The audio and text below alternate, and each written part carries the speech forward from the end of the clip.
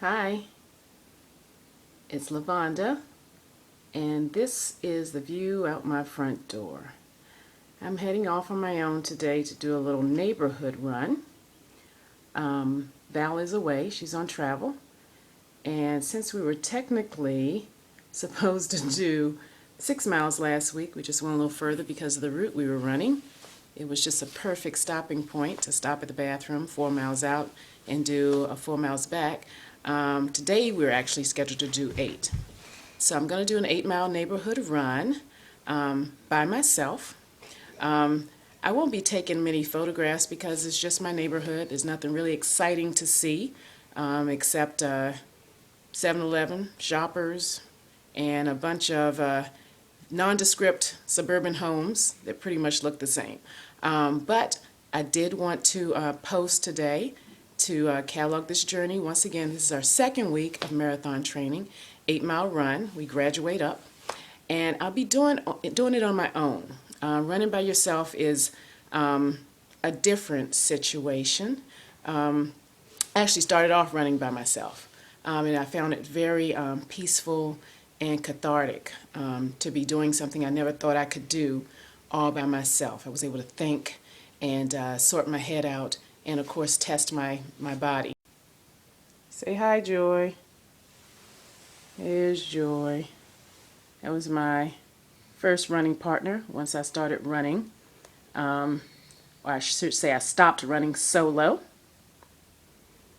But now I've gotten very used to running with a partner, especially the longer distances. I can do neighborhood run, 2-3 miles or so. But when we get to longer distances, I kind of prefer to run with a partner. First of all, it forces you to do the distance because there's somebody else there. You regulate your pace. If it's somebody faster than you, you step it up a bit. If it's somebody a little slower than you, then you tone it back a little bit, scale it back a little bit so that you can do the distance. But I find it rather challenging now running by myself, although it's part of the training because you can always run with somebody else. But when I run by myself, there's certain things I need. I need my music, which is why you see I have my iPod in right now. I have to have my music, otherwise the feet don't move. And of course I have to have all of my supplies. So I'll show you down here I have my drink, which I always have when I do over 4 miles or so. I carry my ID with me just in case something happens to me. It occurs to me there'll be no one there to identify the remains. So I carry my ID with me. And I plan my route out very, very carefully because I have to know where I am. So this morning I used a plan called Map My Run, which is an app on the computer, and it allows you to start at a point and use the satellite and show where you want to go, and it plots the distance for you. It even will tell you things like elevation and whatnot. But I wanted to do a basic 4 mile out, 4 mile back, so I can get in my 8 with no fuss, no muss. So I'm heading off to do that.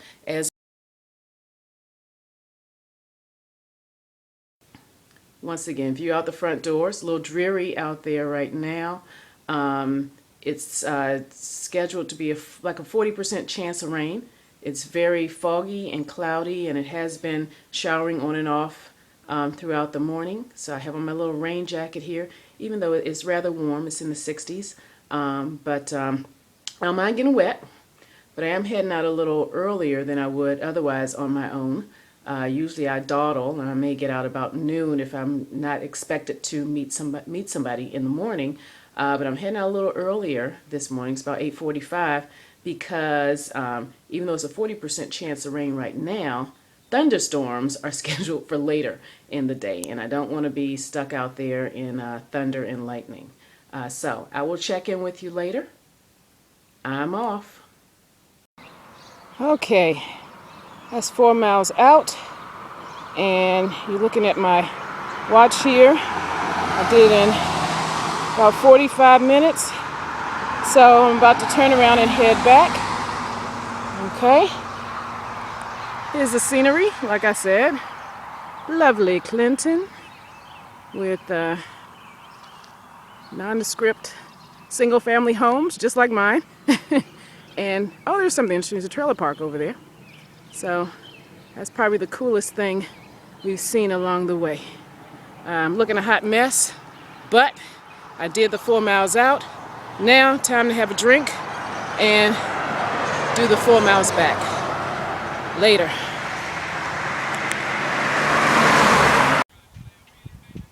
Well, I did it. 8 miles. I'm back on my front doorstep. The second half was a little slower than the first. I ended in 1 hour and 31 minutes. Doing a little stretching right now.